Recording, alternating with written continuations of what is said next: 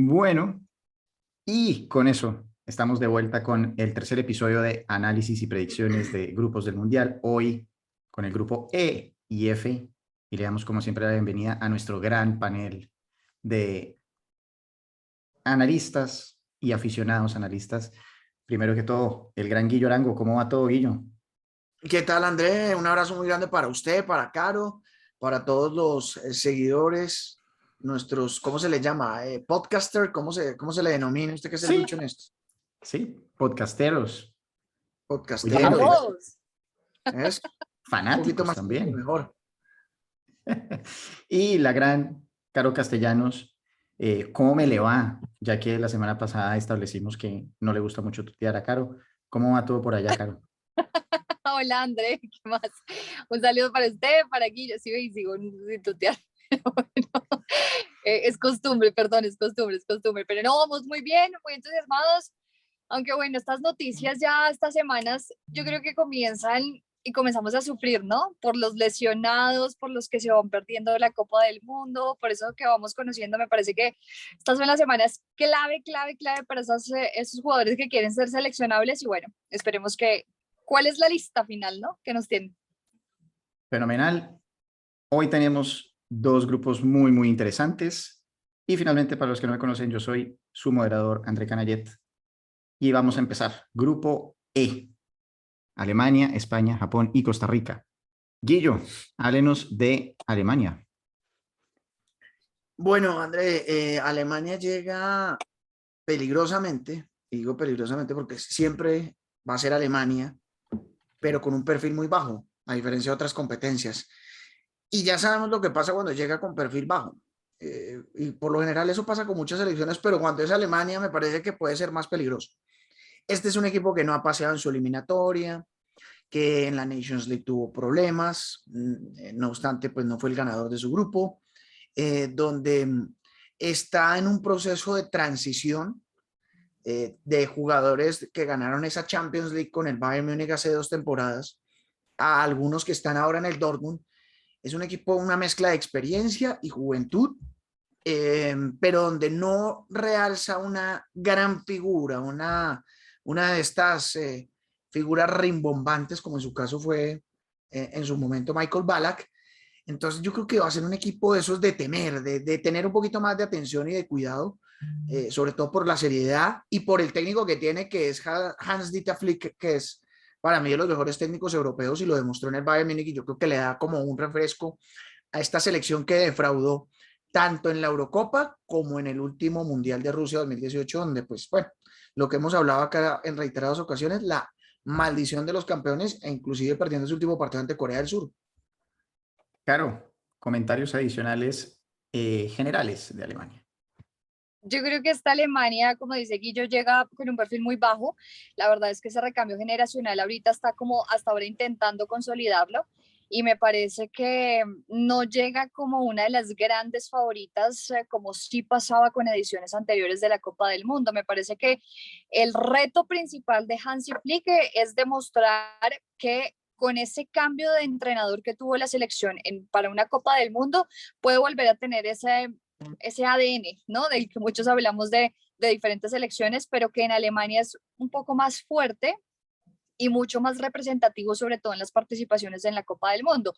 Lo que pasó en la Eurocopa, pues daba y reflejaba lo que pasa con esta selección que está pasando por un tránsito y me parece que este es el momento para que Hansi Flick de verdad demuestre que puede darle un aire distinto a esta selección y que puede volverla a poner dentro de los primeros lugares, pero para mí hoy no es favorita Alemania.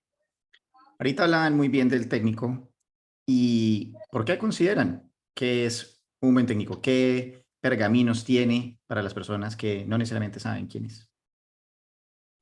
Guillo primero.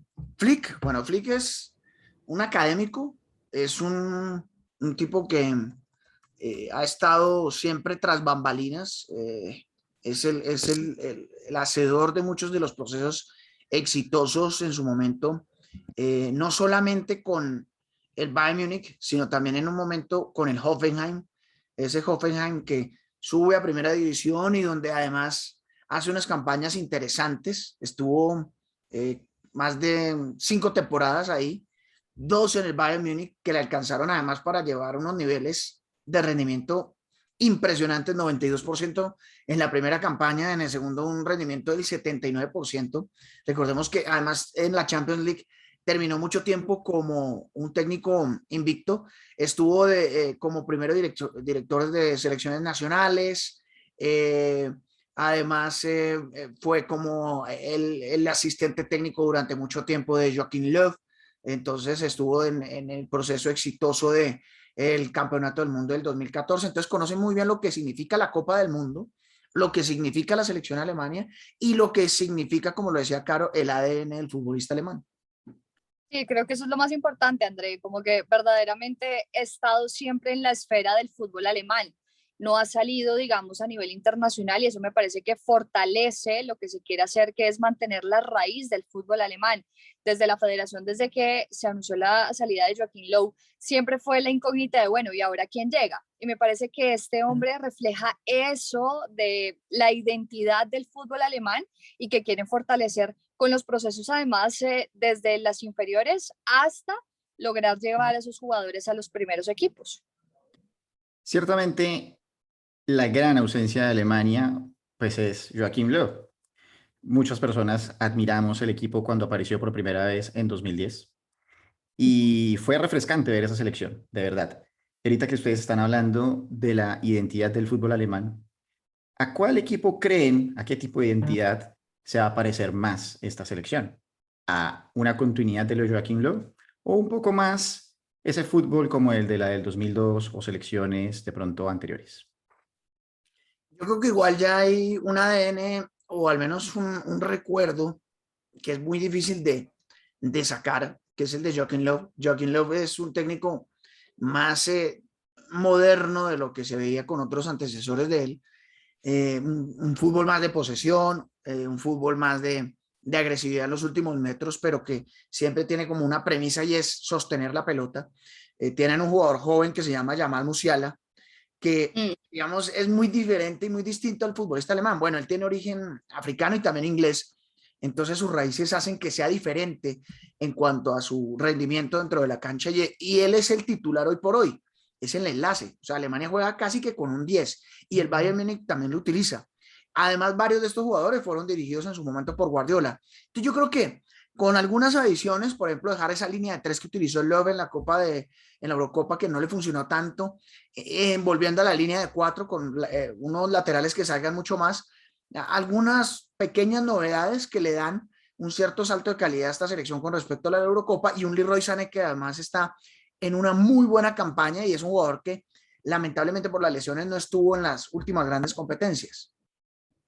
A mí me parece que además puede ser y puede tener un poco y apoyarse un poco de las microsociedades que tienen grandes de estos jugadores en el Bayern Múnich. Es que casi la mitad del equipo alemán titular que recurrentemente es inicialista, pues se juega en el Bayern Múnich. Neuer, Rüdiger, Goretzka, Joshua Kimmich, que además es uno de los grandes favoritos. Y me parece que es darle continuidad y aprovechar esas sociedades que ya se tienen dentro del club para obviamente mantenerlo en la selección. Y además porque el Bayern Múnich siento que hoy día representa mucho del juego que se quiere imponer en Alemania. Un juego un poco más rápido, un juego de salida rápida por los costados, también de la tenencia por el centro del campo, buscar interiorizar, pero también aprovechar las bandas. Yo creo que va a ser un poco lo que vemos hoy en día del Bayern Múnich, pero obviamente a una escala distinta, como es una Copa del Mundo.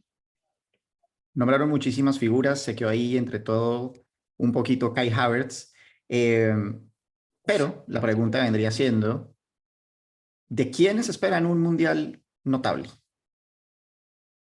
En cuanto a jugadores, Sí. no, claro, sí, sin duda. Havertz tiene que estar ahí. Media punta, delantero, juega de todo. Inclusive ahora con Graham Potter en el Chelsea ha dado unas muestras de liderazgo futbolístico que ha vuelto al Chelsea por una buena senda y un buen camino. Joshua Kimmich es un jugador que a mí me encanta. Yo creo que es el líder del medio campo, jugador fantástico junto con Gundogan. Yo creo que esos dos jugadores pueden ser claves en que Alemania dé un salto de calidad. Y lo de Leroy Sané, yo creo que esos 4 jugadores los tengo ahí y como revelación de este equipo alemán, yo podría mencionar a Musiala.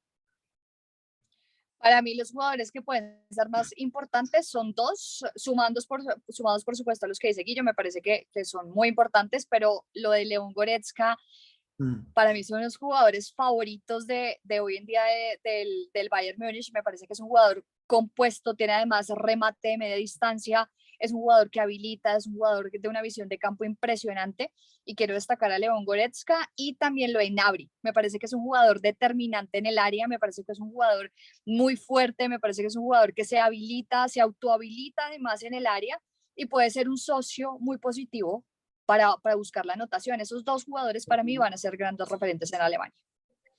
Y de los veteranos, ¿alguno que creen que va a tener un último mundial digno, por ponerlo de alguna manera?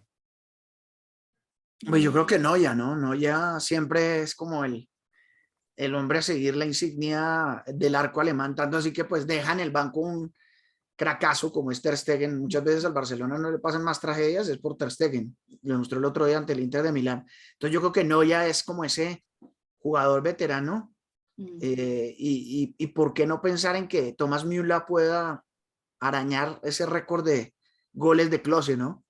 Ese dio una gabela en el último mundial donde no anotó, pero ojalá pudiera ser una gran Copa del Mundo para batir ese récord.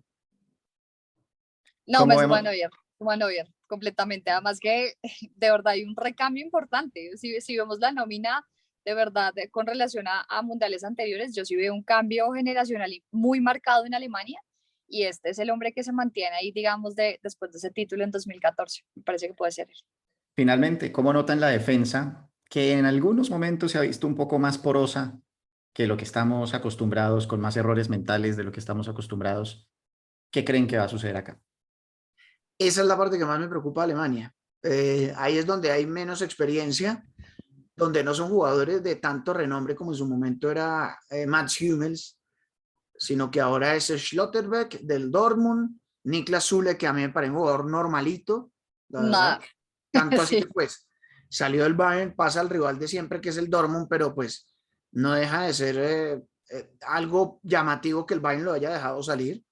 Tienen a Matthias Ginter del Friburgo, que es la revelación hoy del fútbol de Alemania. O sea, como que no dice mucho, ¿no? La defensa, la saga central y el lateral por izquierda también me preocupa. Utilizan mucho a Raum del Leipzig, pero ya lejanas las épocas de un tipo como Philipp Lahm, ¿no? Que jugaba por derecho, por izquierda. Entonces, no, como que no me termina de llenar la defensa alemana. Yo creo que es el punto débil. Es el punto bajo, además, sobre todo por lo que nos tenían acostumbrados a mostrar con los laterales, ¿no?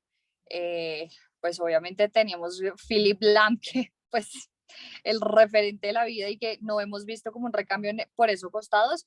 Yo creo que el gran referente de la defensa va a ser Antonio Rüdiger, central del Real Madrid, figura que salió del Chelsea, ahora me parece que está teniendo buenas actuaciones con el Madrid, y ese puede ser el gran referente de este equipo, que sí tiene serias dudas. Yo me sumo a lo que dice Guillo de Schule, me parece que es poco y nada, la verdad, a lo que nos venían teniendo acostumbrados los alemanes, con hombres fuertes, hombres que contienen, digamos, el ataque rival. Me parece que no tiene mucho.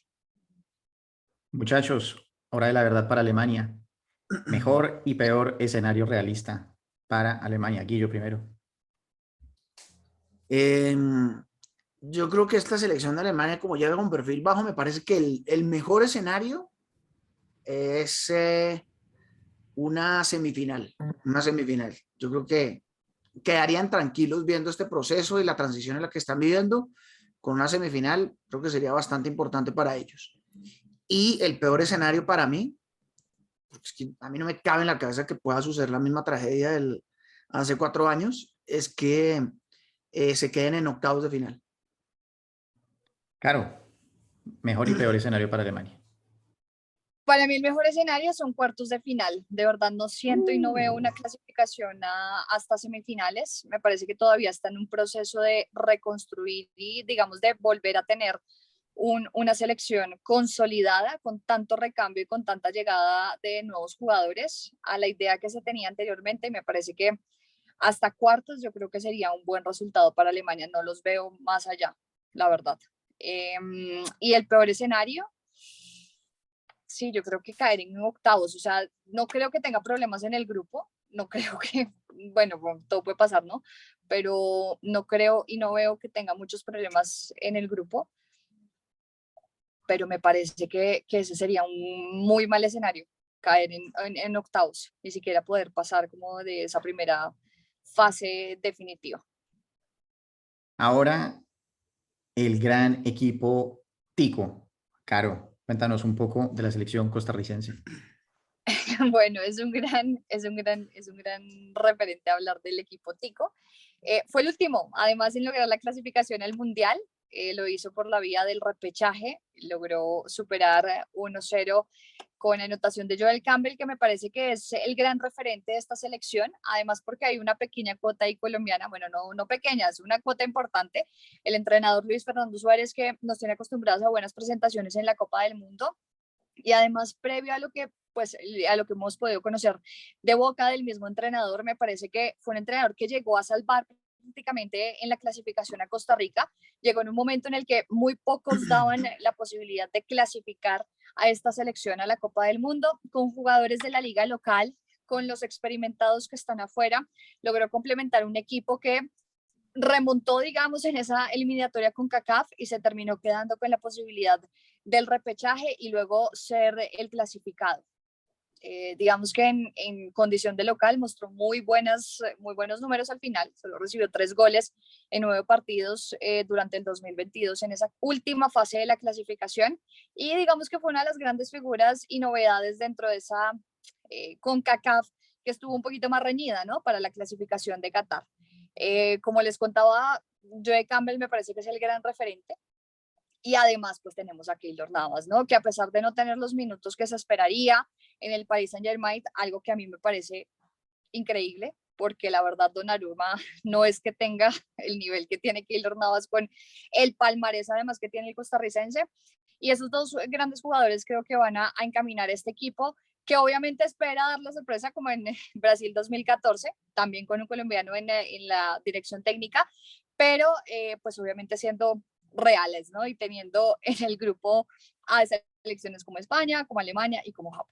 Pero pues así llega la selección de Costa Rica. De Keylor Navas a Joel Campbell hay unos buenos que 70 metros de distancia, Guillo. ¿Cómo le lleva el balón Costa Rica a Joel? Sí, o sea, la diferencia no solamente de Keylor con Campbell dentro de la cancha, sino también con el resto de sus compañeros. Es un equipo joven, digamos que le está agradeciendo la próxima generación a Luis Fernando Suárez, es este recambio que le ha tocado hacer, que igual mantiene unos hombres de experiencia, que serían los encargados de llevar la pelota más adelante a Joel Campbell, que está Celso Borges, el mediocampista que estuvo en el Deportivo La Coruña mucho tiempo en Europa, Brian Ruiz, el volante creativo que estuvo en el Sporting de Portugal, en Santos, pero que ya juegan en la liga local, ¿no? Volvieron a jugar en Costa Rica. Entonces ellos, acompañados de otros nombres jóvenes, podrían darle el acompañamiento para que la pelota le llegara a Campbell, que es el centro delantero y es el referente. Hay un jugador apellido Bennett que juega en el Sunderland de Inglaterra, es de los pocos foráneos, de los pocos que están en el exterior de esta selección de Costa Rica. Inclusive el técnico ha preferido no llamar a algunos jugadores de la MLS porque armó un trabajo del fútbol local para encontrar equipo y sí que le dio resultado porque Costa Rica estaba por debajo de Panamá, inclusive que ni siquiera arañó el repechaje para la Copa del Mundo y terminó jugando ese partido ante Nueva Zelanda donde clasificaron. Entonces, pues yo creo que esas pueden ser las claves. Esos dos hombres de experiencia, Brian Ruiz, Celso Borges, más los jóvenes como Bennett y bueno, Joel Campbell, que es de la generación del Mundial del 2011 que se disputó acá en Colombia, que ya tiene 30 años. ¿Cuál creen ustedes que es la principal diferencia, si es que la hay, más allá de mayor edad, entre la selección del 2014 y esta? ¿Por qué una pudo clasificar en un grupo tan difícil de primera, haciendo sí, lo que yo creo que ha sido la mayor sorpresa en la historia de los mundiales? Eh, ¿Será que pueden repetir? Yo creo que es que acá este es un equipo que hasta ahora está arrancando el proceso, ¿no? Claro, surtió efecto en la clasificación de CONCACAF, pero no sé si en esta oportunidad le dé para avanzar de fase de grupos teniendo además unos rivales tan de peso como selecciones de España y de Alemania. Yo creo que le faltaría un poquito más de proceso. Hay una integración de experiencia y juventud, pero en cuanto a idea de juego, me parece que todavía hay una distancia importante en consolidación de juego. Entonces me parece que no le veo tantas posibilidades de clasificar. Guillo, usted que de pronto alguna vez ha podido hablar con el profe Pinto, no sé, de pronto, ¿qué le ha dicho él? ¿Qué puede haber pasado por la cabeza de él para decir, esto fue lo que hicimos bien para haber clasificado en el 2014? Pues es que yo tengo una teoría respecto a aquellos equipos que llegan así con perfil bajo a los mundiales y es que se vuelven muy peligrosos. Ya lo decía ahora con Alemania. Y eso pasó en su momento con Costa Rica, cuando prácticamente perdió todos los partidos amistosos antes de Brasil 2014.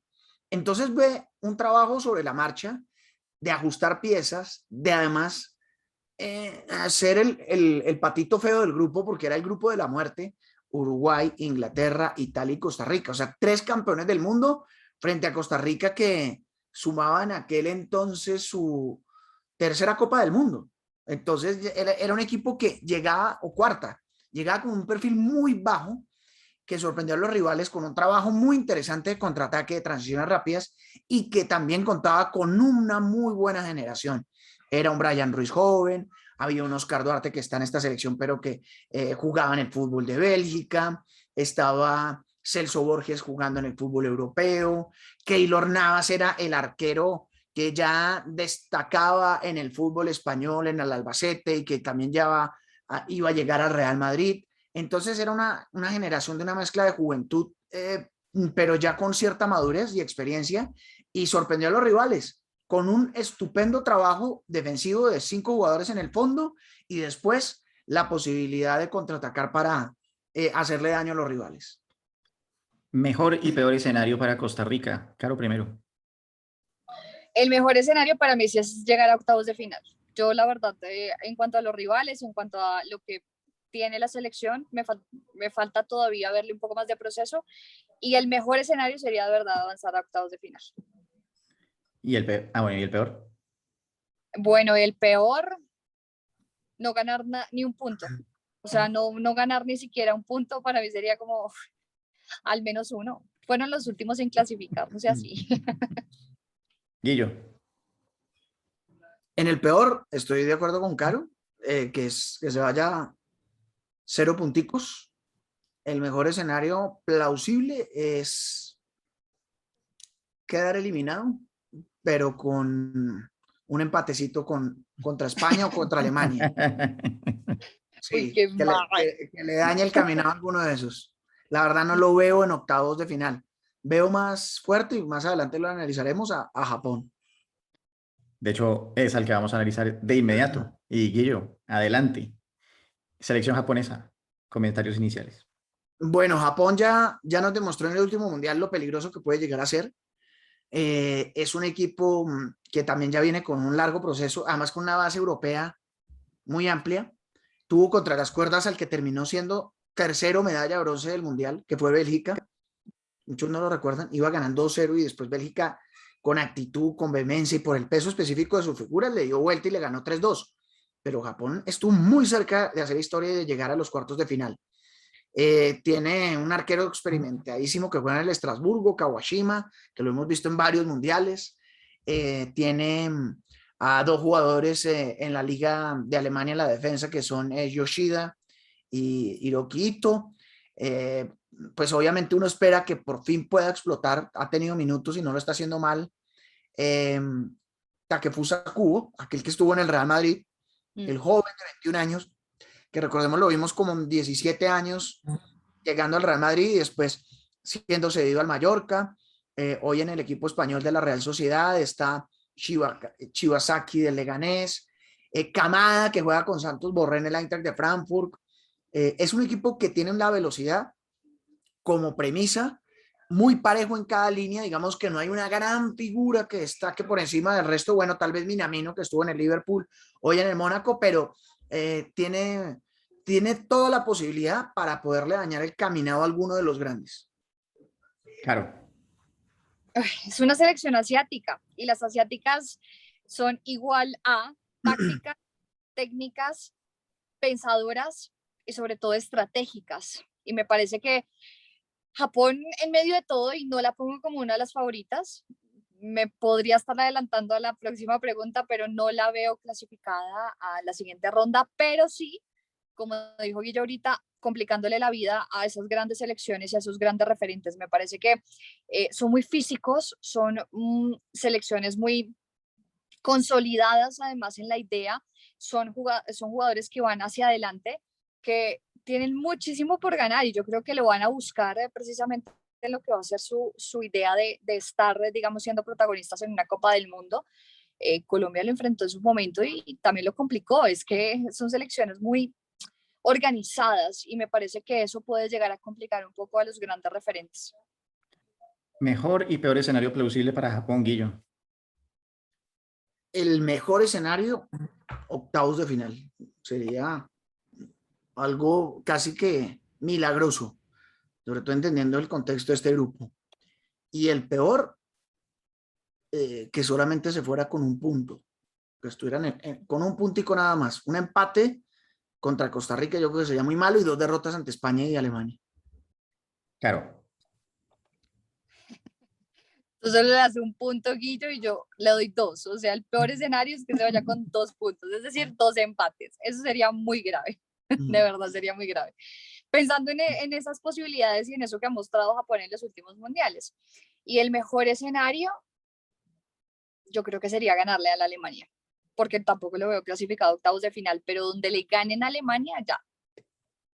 Bueno, pero Caro es una creyente en Japón. Ya ha llegado la hora. Ah, no, mentira, no ha llegado la hora. Ha llegado la hora de hablar de España. Caro, cuéntanos visión general de la selección española. Bueno, esta selección española que sí que tiene un cambio generacional muy marcado con Luis Enrique, el nuevo pues el entrenador de este equipo. Digamos que solamente de esa plantilla que se coronó campeón está Busquets. En ese momento hay una proyección muy importante de jugadores juveniles. Miren en la entrega del Balón de Oro que el Barcelona se quedó con el mejor jugador sub-21 y eso obedece también a las oportunidades que le ha dado Luis Enrique a esos jugadores jóvenes que han ido nutriendo esta selección. Claro, no llega con los grandes referentes y no llega con un Casillas, con un Puyol, con un Piqué, pero me parece que va dando un desarrollo importante a lo que puede entregar. Pedri, digamos que es el gran referente hoy en día de esta selección de España por lo que ha podido hacer y por lo que ha podido entregar. Y también esa integración de jugadores experimentados. Bueno, también lo de Jordi Alba, hablamos de lo de Coque, pero también hablemos de lo que pasa con Pau Torres, con Eric García, con este jugador Pablo Sarabia, que también digamos que tiene unas características distintas y enfrenta unas características distintas con Luis Enrique. Claro, Luis Enrique llama la atención por su manera de las convocatorias, creo que es una de las mejores entregas de nóminas, me encanta cómo lo publican y eso hace que la gente esté un poco más cerca también a la selección. Y bueno, yo creo que tiene grandes expectativas y yo sí siento que este va a ser un gran palo, el de España porque está muy, muy callado, muy que ahí va llegando, muy que vamos haciendo un proceso, pero me parece que con Luis Enrique yo creo que puede dar una estocada importante. Guillo, ¿qué le complementaría? Yo tengo a España como uno de los candidatos. Después de lo demostrado en la Eurocopa, creo que es un equipo que demostró que hay carácter, que hay recambio, que hay jugadores jóvenes, sobre todo los del Barcelona como Gavi y Pedri, que le pueden dar un salto de calidad a este equipo, que además ha encontrado una defensa con muy buenos valores, centrales zurdos, además, ¿no? Pau Torres, Laporte, ahora encontró lo de Íñigo Martínez, en la portería Unai Simón, que es un arquerazo, eso es descubrimiento total de Luis Enrique, mezclado con la experiencia de Coque, de Busquets, de Azpilicueta. Creo que puede ser un equipo bastante complicado y sobre todo de esos que nos puede dar algo de espectáculo, ¿no? Nos demostró pasajes de gran fútbol, sobre todo en aquel partido ante Croacia, ante Suiza, o sea, los mejores partidos de la Eurocopa eran donde estaba España y pues ahora lo demostró ante Portugal, ¿no? En ese último partido donde terminó clasificando en su fase. Entonces yo creo que puede ser un equipo muy difícil. Me preocupa es el centro delantero. Esa es la Paela. contundencia de cara al gol, porque es que Morata no es un jugador top, es un jugador que a veces se enracha y mete unos goles, pero como que a veces no saben qué hacer con Morata. La Juventus lo coge y lo coge el Atlético de Madrid. No, venga, yo se lo vuelvo y se lo presto. Entonces por allá aparece en el camino el Chelsea. O sea, es un jugador que no ha terminado de ser lo que muchos esperaban. Y yo creo que ese sí puede ser el punto débil de España y es la contundencia en el centro delantero. Creo que particularmente en un grupo con las características que han mencionado anteriormente, no es muy favorable tener un delantero inconsistente, como acaba de mencionar Guillo. Y particularmente España siempre ha tenido centrodelanteros muy dinámicos, o sea, David Villa, el Niño Torres, en fin, o sea, la lista continúa y continúa. El buitre butragueño. ¿No creen que de verdad están, cómo decir esto, exagerando con que España puede ser uno de los más importantes retadores al título? ¿En qué se podrían equivocar? ¿Cómo creen ustedes que España no es un campeón o un semifinalista, algo así por el estilo? Sí, yo creo que por la contundencia, yo creo que eso puede ser determinante a la hora de no tener y no conseguir los puntos necesarios y los goles necesarios.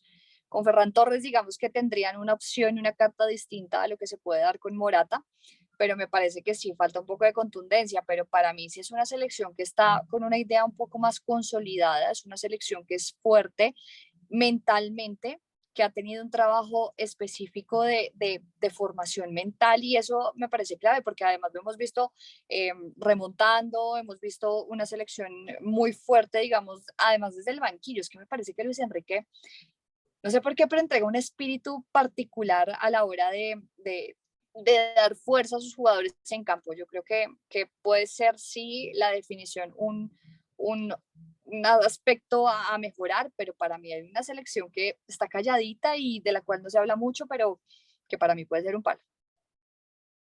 Guillo, No, España creo que si bien no tiene ese centro delantero que meta miedo, tiene jugadores que meten goles, ¿no? O sea, uno ve que Asensio mete goles, a pesar de no ser titular en el Real Madrid, sale de la nada, mete golazos.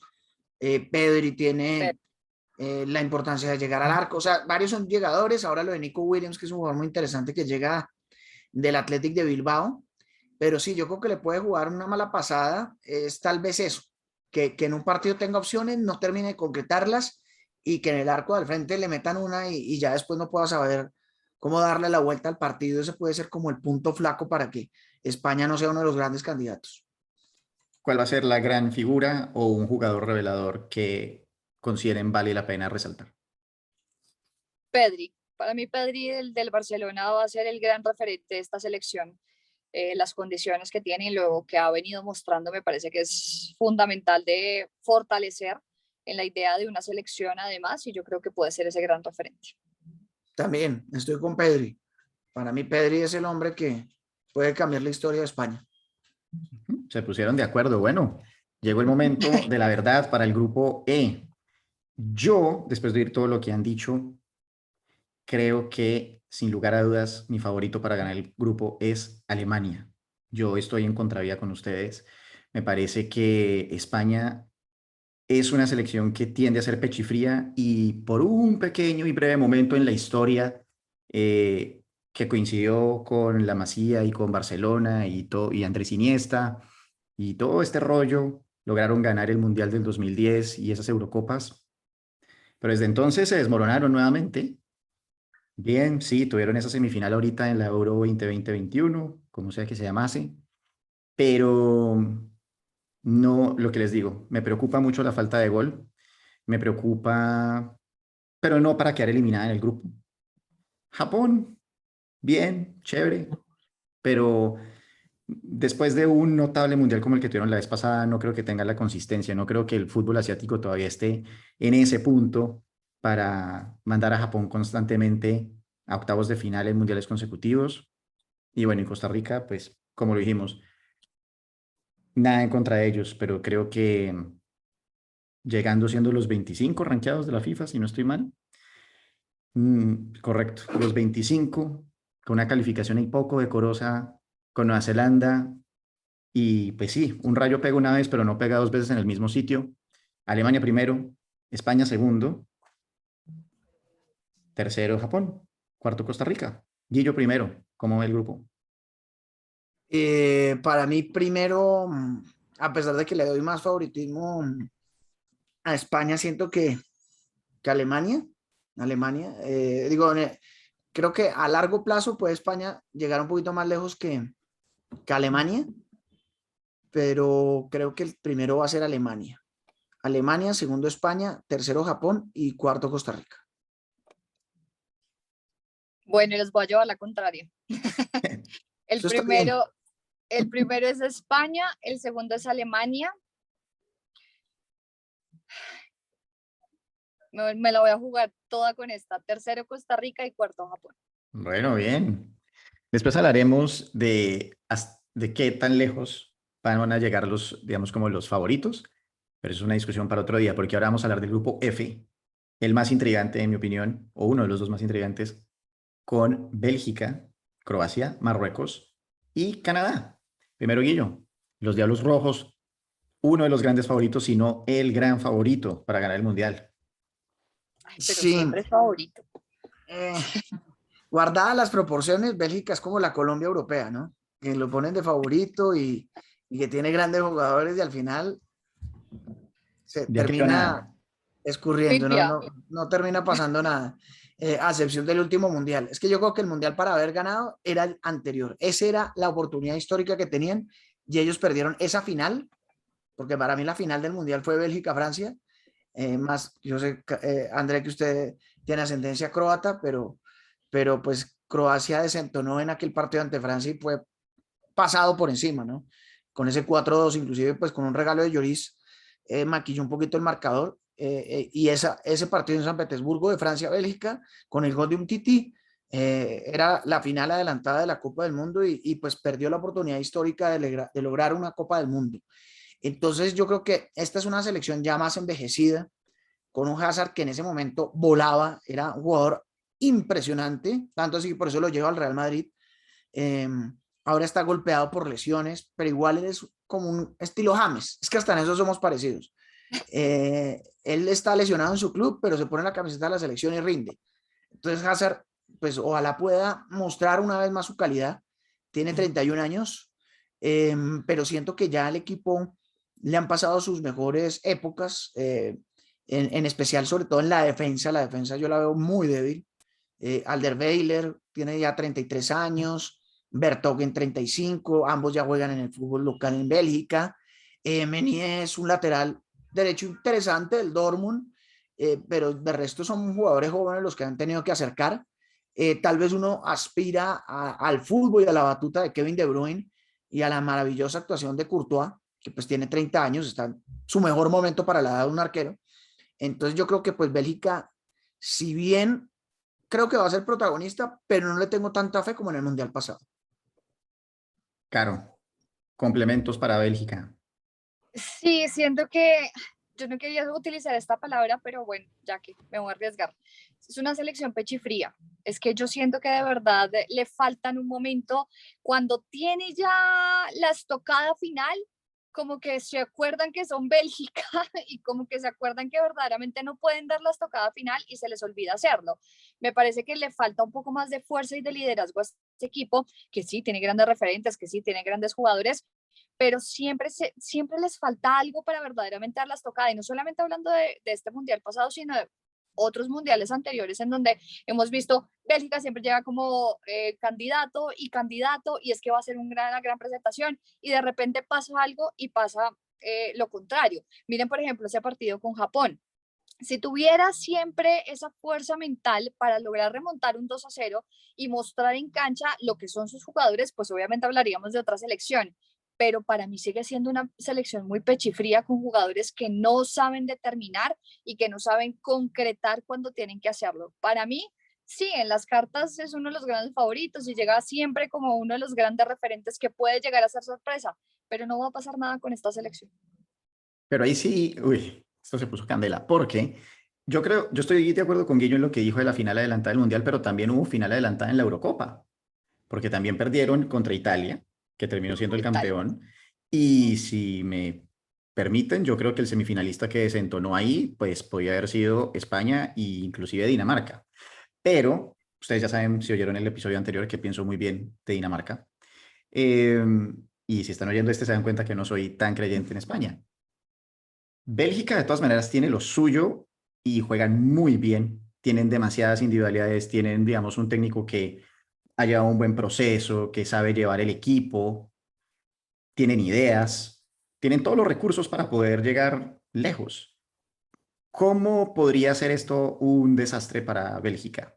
Más allá de pronto pechifrío, sino un argumento profundo. La defensa es mala, el mediocampista, el medio es viejo, Romelu Lukaku está en un mal momento y no tienen delantera. ¿Cuál creen que es el talón de Aquiles?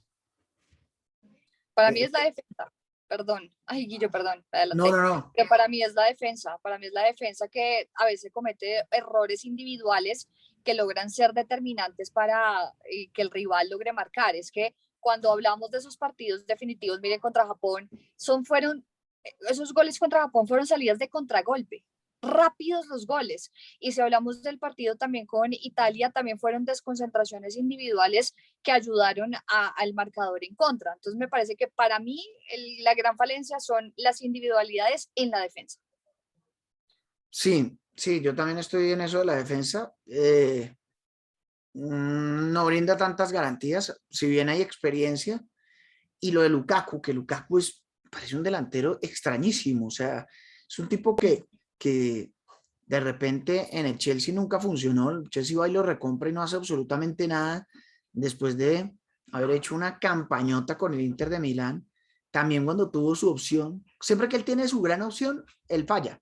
Porque en el Inter llegó con perfil bajo y terminó siendo una gran figura, pero cuando lo compra el Manchester United también defraudó. O sea, es un jugador rarísimo y que además desde lo físico, por su corpulencia, a veces como que llega al límite. Tanto así que mientras estamos grabando este episodio, no ha jugado todavía con el Inter de Milán en su regreso.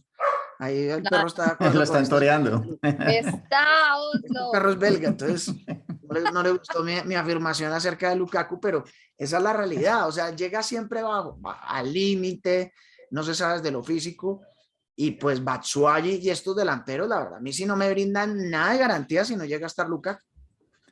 Mejor y peor escenario para Bélgica. Guillo primero. El peor, porque este grupo sí es bravo, este grupo es engañoso, puede ser eliminado en primera ronda. ¿Mm? Porque es que tanto Marruecos como Canadá, no menciono a Croacia, que pues es el otro de los favoritos, tiene muy buenas individualidades y colectivos muy interesantes. Ese puede ser el peor. Y el mejor, yo creo que cuartos de final. No, esta vez no lo veo en semifinales. Ojalá me equivoque Claro, porque me encantaría que ganaran algo por alguna vez en su vida. claro. No, para mí el peor escenario es que pierdan en octavos de final. Para mí sí hay grandes posibilidades para avanzar del grupo.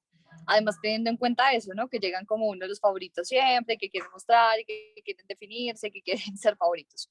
Para mí el peor escenario es que pierdan en octavos, que no logren avanzar de allí y me sumo a Guillo. Cuartos de final para mí no avanzan a semifinales. Ahora la selección canadiense. Salieron de la nada y de repente son los primeros de la CONCACAF y tienen bastantes jugadores muy interesantes como Alfonso Davis y uno que en Colombia le dirían Jonathan David, pero como es canadiense es Jonathan David, gran delantero. Guillo, ¿qué nos puede contar del cuadro canadiense? No, Canadá puede ser llamado a terminar último de este grupo, digamos, para muchos. Es un equipo que también puede engañar debido a que además hizo, después de regresar, después de 36 años a un mundial, lo hizo como primero de la CONCACAF. Es un detalle no menor.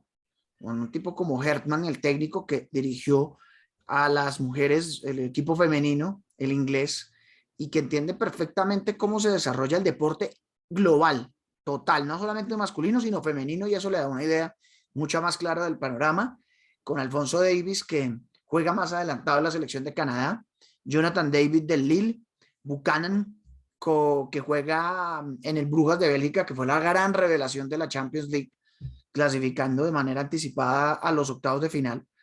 Eh, Está lo de Eustaquio, que juega en el fútbol portugués.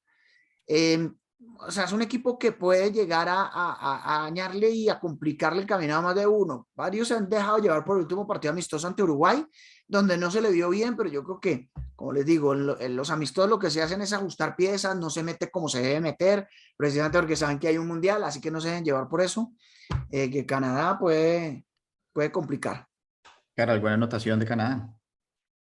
Bueno, de Canadá es la revelación, además de esa eliminatoria con CACAF. Yo creo que sentarle cara a los de siempre, a México y a Estados Unidos, ha servido mucho y terminar siendo la primera clasificada, pues le da un lugar especial. Claro, regresa además de una Copa del Mundo después de muchos años y me parece que junto a esos jugadores emergentes y esa funcionalidad con nuevos jugadores ha logrado, digamos, tener una idea interesante. Lo que dice Guillo es importantísimo, ese objetivo que se plantearon las directivas de darle desarrollo al fútbol, no solamente masculino, sino también femenino, pues los tiene hoy en la órbita mundial, a las dos selecciones muy bien rankeadas y a las dos selecciones, digamos que en la órbita. Actualmente están en 41, según la última actualización del ranking de la FIFA, y me parece que para ser una selección canadiense, pues está en un lugar muy interesante.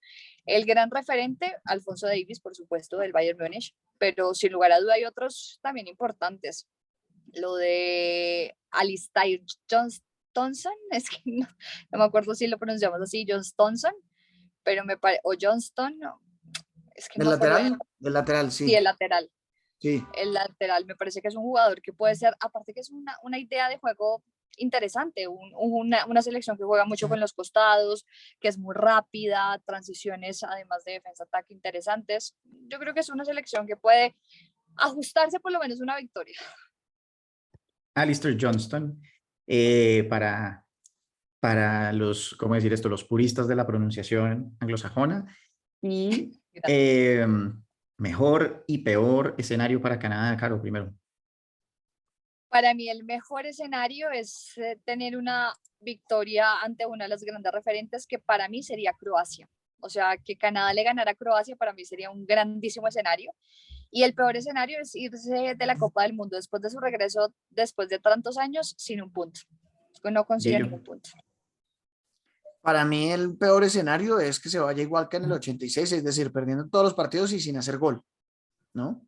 O sea, que hacer un gol ya es un avance al menos con respecto a la generación pasada. Y el mejor escenario para mí es ganarle a Marruecos. Del cual vamos a hablar ahora.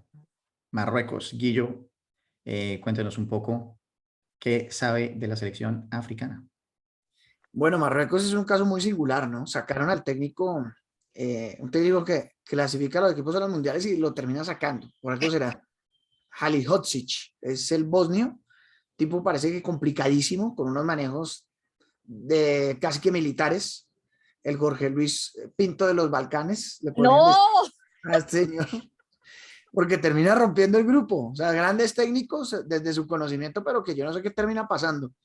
Tenía borrado a dos jugadores claves y por eso lo sacaron. A Ziyech, que es el mejor jugador de Marruecos, el del Chelsea, estuvo en el Ajax, y también tenía borrado a Masraoui, que es el del Bayern Múnich, que es el suplente de Hakimi. Entonces, pues, en ese orden de ideas, lo que han hecho es traer un técnico local para que pueda utilizar esta base europea, porque tiene un equipo, en cuanto a nombres, yo le podría decir que puede ser fácilmente la selección africana que mejores nombres tiene de esta Copa del Mundo. Bono, el arquero del Sevilla, Hakimi del PSG, Masraoui del Bayern Múnich, tiene a Sabiri en la Sampdoria, Amrabat en la Fiorentina, tiene a Ziyech en el Chelsea, tiene a Nesri que juega en el Sevilla. O sea, tiene jugadores en las principales ligas del mundo, y eso que le he mencionado, solamente algunos y otros de la Liga de Francia los he dejado por fuera. Y pues la verdad creo que es un equipo que puede dar la sorpresa en la clasificación para los octavos de final. Claro, anotaciones para Sí, yo creo Marruecos. que de Marruecos el gran referente y del que hay que hablar es de Hakimi. Me parece que este es uno de los principales deportistas. Además, su ubicación en el campo hace que sea mucho más llamativo la cantidad de gol, ¿no?, que ha marcado con el equipo. 4 goles en 12 partidos en la eliminatoria y en la Copa Africana. por su desarrollo además en el Paris Saint-Germain, me parece que puede ser uno de los grandes referentes. Sabemos que es un lateral, pero es un lateral con gol. Es un lateral que tiene remate además de media distancia y me parece que puede ser un equipo, es que no sé si llega a sorprender, pero me parece que es un equipo que está consolidado, sí cambia de técnico, pero igual ha tenido buenas presentaciones. Digamos que no fue la mejor en esa Copa Africana, cayó en cuartos de final, pero puede ser una selección que llegue no sé si a octavos, pero por lo menos a conseguir una victoria, sí. Mejor y peor escenario para Marruecos, Caro. El mejor escenario para mí es victoria, no, un empate ante Serbia. Yo creo que dañarle el caminado a Serbia Croacia. puede ser, perdón, a Bélgica. No. A Bélgica. Que Marruecos le empate a Bélgica para mí ya es un grandísimo resultado. Y el peor escenario es no sumar. Yo creo que ni siquiera un punto en una Copa del Mundo. Guillo. Yo creo que el peor escenario para Marruecos es tener solamente un punto en el grupo. Y el mejor, octavos de final. Yo creo que tiene todo el potencial para lograrlo. Pese a que ahora le diré mis pronósticos, creo que tiene el equipo y todo el balance para clasificar, pero creo que ya con octavos de final sería algo histórico para ellos. Ahora la subcampeona del mundo, Croacia. Caro, cuéntanos de Croacia. ¿Qué tienes en mente? Bueno, en cuanto a las novedades de este equipo, es el vigente subcampeón. Llega al Mundial de Qatar con este rótulo, digamos. Hay un recambio bastante interesante, comenzando por Mario Mandžukić, que fue uno de los grandes referentes en el último Mundial, y ahora es asistente del cuerpo técnico, ya no está como jugador.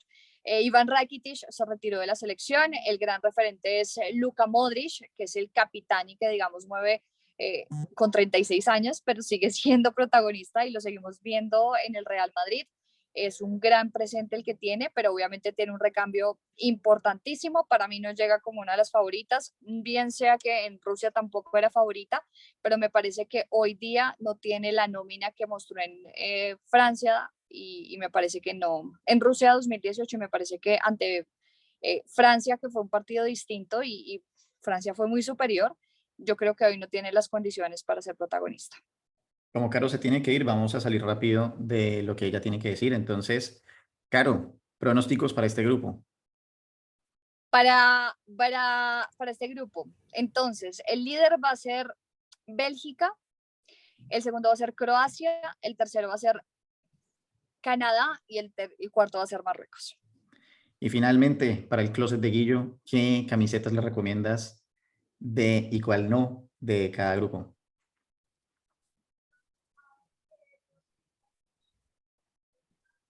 ¿Yo? ¿Se lo recomiendo? Sí, claro, yo tú eres lo la que le recomiendas a recomiendo. Guillo, claro. Sí, ok, estoy corriendo, perdón, pensé que era que yo iba a recomendar. ¿Qué camiseta tiene que comprar? Tiene que comprar sí o sí la de Bélgica. Está hermosa, me parece súper linda la camiseta titular. ¿Y cuál no tiene que comprar? La camiseta de Marruecos. Definitivamente la de Marruecos no está linda. Y del grupo E, Simploncita. el de España y ese. Y del grupo E tiene que comprar la suplente de Alemania. Tiene sí o sí que comprar la suplente de Alemania. Y la que no tiene que comprar, Japón. Es que es lo mismo de siempre. Wow, bueno, hoy Caro estuvo en contravía. Caro, te dejamos ir en paz, gracias. Y nos vemos en Un 8. abrazo y que estén bien. Nos vemos al próximo. Listo. Bueno, Guillo, entonces, íbamos en Croacia. Bueno, Croacia tiene un recambio, como lo decía Caro, que creo que le va a costar. Ya sin Mandžukić, sin Rakitic, sin Subasic, creo que puede tener inconvenientes bastante grandes a la hora de poder dar ese salto de calidad, a pesar de que tiene una nómina joven, una nómina de base sobre todo del Dinamo de Zagreb, pero creo que no va a dar la sorpresa como lo hizo en la última Copa del Mundo. Disculpándome de antemano con usted, Andrea, que No, yo no me tomo supongo estas que cosas personales. que la selección le vaya bien debido a sus orígenes, pero creo que no le va a alcanzar en esta ocasión. Sí, para hacer una buena fase de grupos, pero creo que el equipo no ha perdido esa potencia ofensiva que antes tenía.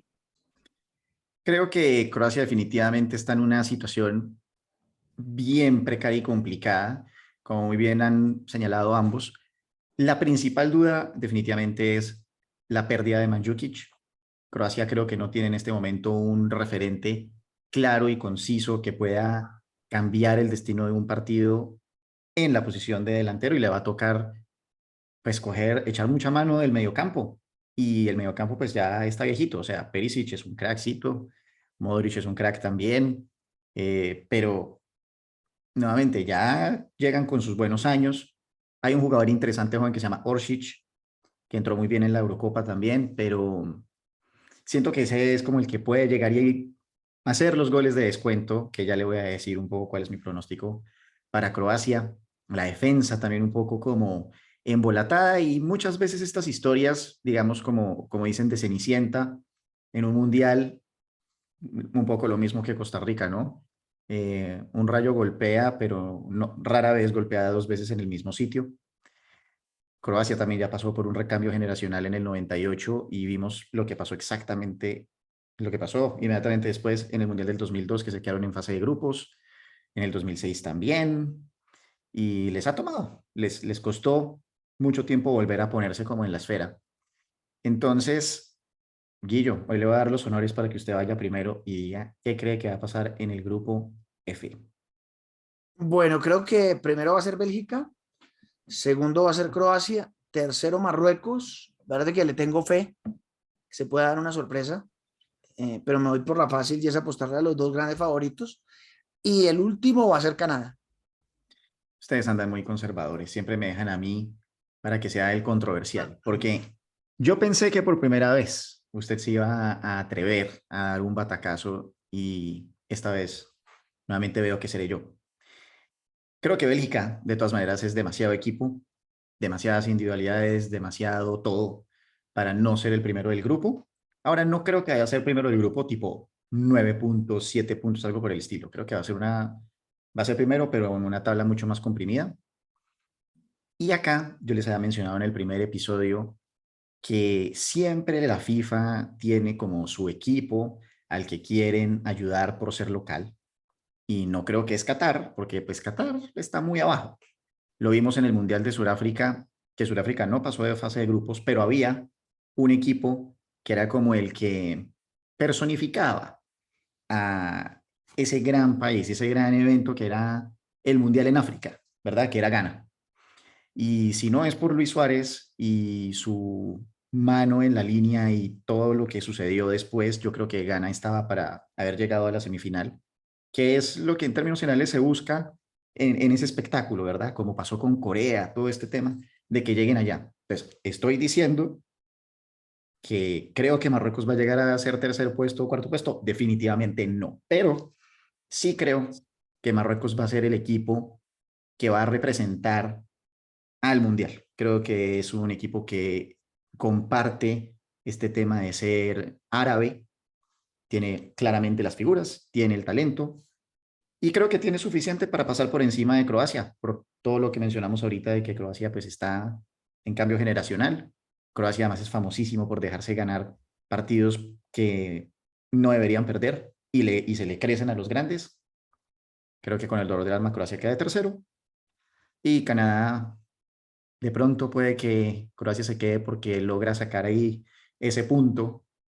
Creo que es un buen equipo. Mencionamos el tema de las individualidades canadienses, pero 30 años sin ir a un mundial y ahora de repente hacer algo más que eso, rara vez se ha visto. Y bueno, de camisetas, definitivamente tiene que tener la Alemania, que es espectacular. Estoy totalmente de acuerdo en ese aspecto. Aunque a mí me gusta también la azul de Japón, con ese tema del anime y todo ese rollo, me parece que está muy bien. Definitivamente la de Costa Rica titular no lo haga. Y en este grupo F, me parece muy chévere la suplente de Croacia. Cualquiera de las dos me parece que está muy bien. Y definitivamente no La de Marruecos verde titular retro del Mundial del 98. No, eso no va conmigo. Y yo, ¿qué, qué diría usted de las camisetas? Sí, no, yo estoy de acuerdo con la de Japón. Es más, me la compré. Aquí ya en Colombia la venden. Me la compré la azul. Esa es muy buena. Me encanta esa camiseta. La de Alemania suplente también estoy de acuerdo. La de Costa Rica sí no me parece nada, nada llamativo. Es la mismo de siempre. La de Marruecos sabe que me gusta la blanca. La blanca que sacaron es tal vez el mejor diseño de Puma de esta Copa del Mundo porque no incluye ese cuadro en la mitad de los números. Sí. Me gustó bastante. Eh, y la de Croacia titular me parece muy linda, con los cuadros un poquitico más desplazados, no son tan juntos como en otra época, pero la verdad es un diseño espectacular y la alternativa también. Y la que no, tal vez la suplente de Bélgica, como que no me dice mucho, inclusive el escudo es como raro, y lástima, Canadá tuvo un lío ahí por los diseños y mantuvieron el de la eliminatoria y no van a cambiar. Igual es una bonita camiseta, pero no me dice mucho, sobre todo la suplente, la negra. Fenomenal, otro gran episodio en los anales de la historia y regresaremos en el próximo, que será de pronto el último capítulo, eh, dependiendo de si podemos continuar haciendo esto en fase de octavos, de cuartos, semifinales, etcétera, durante el Mundial. Así que Guillo y Caro, muchas gracias por estar nuevamente acá y nos vemos. Nos vemos, André. Un abrazo grande. Bueno, si llegaron hasta este momento significa que pasaron un muy buen rato. Para ver otros clips del programa hagan clic acá y recuerden suscribirse. Nos vemos.